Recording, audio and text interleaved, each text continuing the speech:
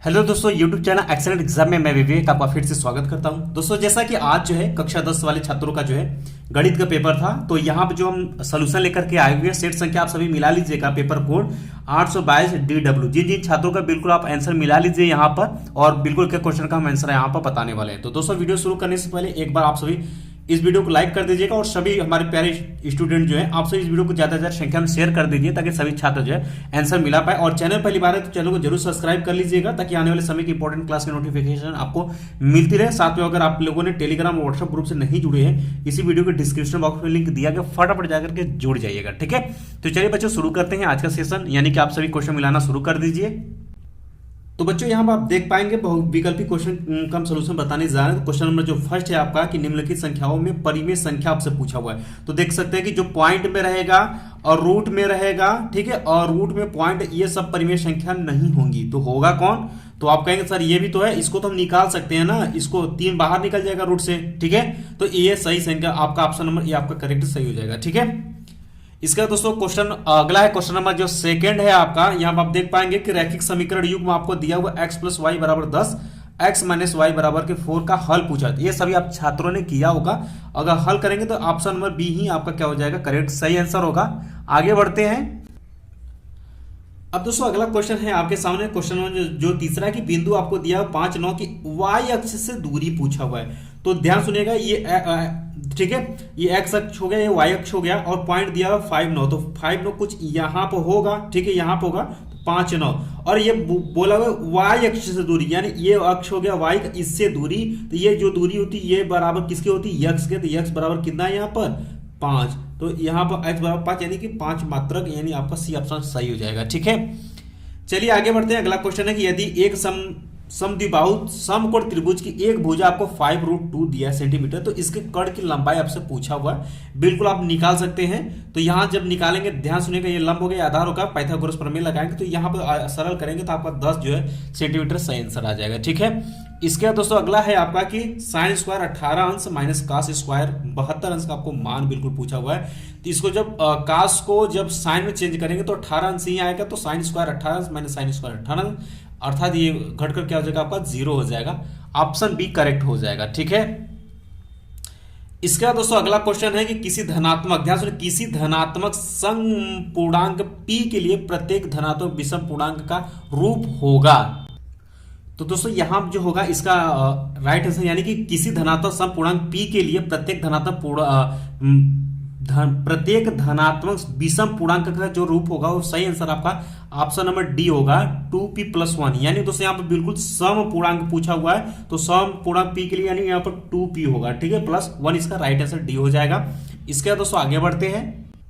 अगला क्वेश्चन आपके सामने है कि यदि संख्याओं आपको दिया हुआ 7, 8, x, 11 और 14 का माध्य x है, तो x का मान आपको ज्ञात करना है। तो x का माध्य निकालना आना चाहिए। सभी को जोड़ देंगे, बटे के टोटल संख्या हो जाएगा, बराबर के कितना x इसका माध्य है, तो x बटे के 1 सरल करेंगे तो x बराबर कितना आ जाएगा आपका 10, इसका सही आंसर आ जाएगा। ठीक है, तो 10 आप बी ऑप्शन आपका करेक्ट हो जाएगा। ठीक है, इसके बाद दोस्तों अगला है 8 नंबर क्वेश्चन है कि यदि द्विघात समीकरण ax² + bx + c = 0 के मूल समान है, तो c का मान पूछा है। तो बच्चों जब मूल समान होता है तो विविधता d बराबर क्या होती है, 0 होती है, और d बराबर फॉर्मूला क्या होता है, b² - के 4ac बराबर के 0 होता है। अब इसको उधर लेकर जाएंगे तो 4ac बराबर के b² हो जाएगा। c का मान पूछा हुआ है तो c बराबर करेंगे 4a, इसके नीचे चला जाएगा b² पान के 4a, यानी कि ऑप्शन नंबर डी आपका करेक्ट सही हो जाएगा। ठीक है, इसका दोस्तों अगला क्वेश्चन है, क्वेश्चन नंबर जो 9 है कि दिए गए चित्र में आपको ये फिगर बिल्कुल दिया गया है, और यहां पर पूछा हुआ है x का मान आपसे यहां पर पूछा हुआ है। ठीक है, तो सरल करेंगे बच्चों तो इसका जो सही आंसर आ जाएगा वो आपका 2 सेंटीमीटर इसका राइट आंसर आ जाएगा। आप सभी मिला लीजिए। ठीक है, 2 सेंटीमीटर। अब अगला क्वेश्चन है, क्वेश्चन नंबर जो 10 है कि 1 से 10 तक की धनात्मक सम संख्याओं का समांतर माध्य पूछा हुआ है। 1 से 10 तक में धनात्मक भी होना चाहिए, धनात्मक होना चाहिए, और सम संख्या में क्या हो जाएगा आपका 2 होगा, 4 होगा, 6 होगा, 8 होगा और 10 होगा, बटे के टोटल नंबर 1, 2, 3, 4, 5, 5 से भाग दे देंगे, सरल करेंगे तो 6 इसका राइट आंसर आ जाएगा। डी ऑप्शन आपका करेक्ट हो जाएगा। ठीक है, इसके बाद क्वेश्चन नंबर जो 11 है कि संख्या 156 का अभाज्य गुणनखंड आपसे पूछा, बिल्कुल सिंपल सा है। इसका आप गुणनखंड करेंगे तो 2 × 2 × 3 × 13 आ जाएगा, यानी बी ऑप्शन आपका करेक्ट सही हो जाएगा। ठीक है, क्वेश्चन नंबर 12 है कि यदि एक वर्गीकृत आंकड़े का माध्य और बहुलक क्रमशः 24 और 12 है तो इसका माध्य ज्ञात करना है। तो इसका फार्मूला जो होता है 3 माध्यक बराबर बहुलक प्लस 2 गुणे माध्य होता है। सरल करेंगे तो इसका बी से आंसर आ जाएगा, ऑप्शन नंबर बी जो है आपका करेक्ट सही हो जाएगा।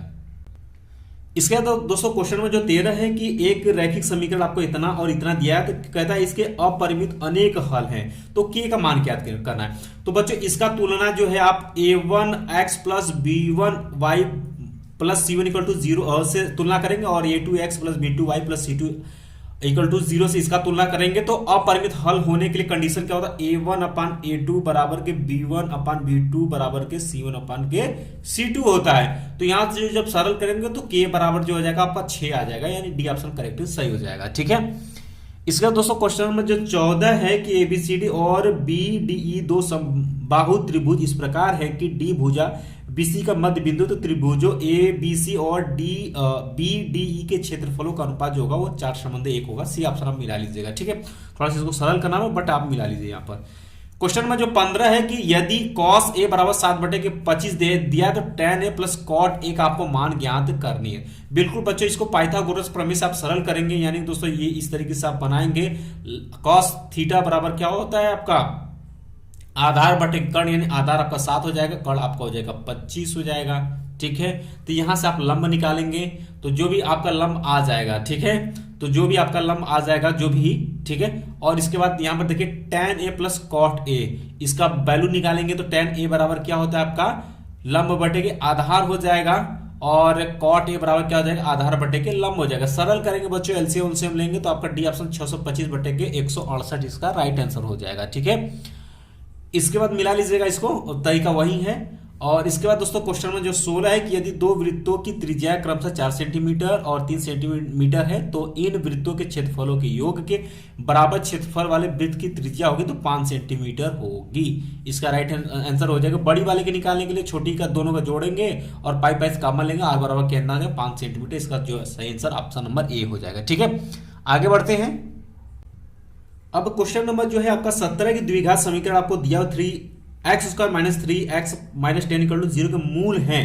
तो मूल हो निकालने के लिए क्या करते हैं, x का मान निकालते हैं, यानी इसका गुणनखंड करेंगे तो x minus 5 x plus 2 equal to 0, x बराबर 5 और माइनस 2 आ जाएगा, यानी कि ऑप्शन नंबर बी आपका करेक्ट हो जाएगा। ठीक है, ये सब भी आप लोगों ने किया होगा। 18 नंबर क्वेश्चन, यदि समतल मैदान पर एक मीनार की छाया की लंबाई जो है उसकी ऊंचाई की √3 गुनी है तो सूर्य का उन्नयन कोण आपसे पूछा, यानी ये कोण पूछा हुआ है। छाया बच्चों ये हो जाएगी, इसकी हाइट ये है तो छाया ये जाएगी। तो यहां से tan थीटा बराबर की क्या हो जाएगा लंब बटे के क्या हो जाएगा आपका आधार ये है तो √3 यह हाइट का √3 गुनी है, तो यहां से यच अपान के √3 इंटू यच करेंगे, यच करेंगे 1/√3 यानी 30 अंश इसका माना जाएगा। ऑप्शन नंबर जो सी आपका सही हो जाएगा। ठीक है, क्वेश्चन नंबर 19 की तरफ बढ़ते हैं कि 45 सेंटीमीटर ऊंचाई और 4 सेंटीमीटर व्यास वाले एक धात्विक ठोस बेलन को पिघलाकर बनाए गए 4 सेंटीमीटर व्यास के गोलों की जो कुल संख्या होगी, दोस्तों इस फार्मूले सरल करने पर आपका आंसर जो होगा वो 5 आएगा। ठीक है, निकाल सकते हैं, बिल्कुल फार्मूले पर ही है।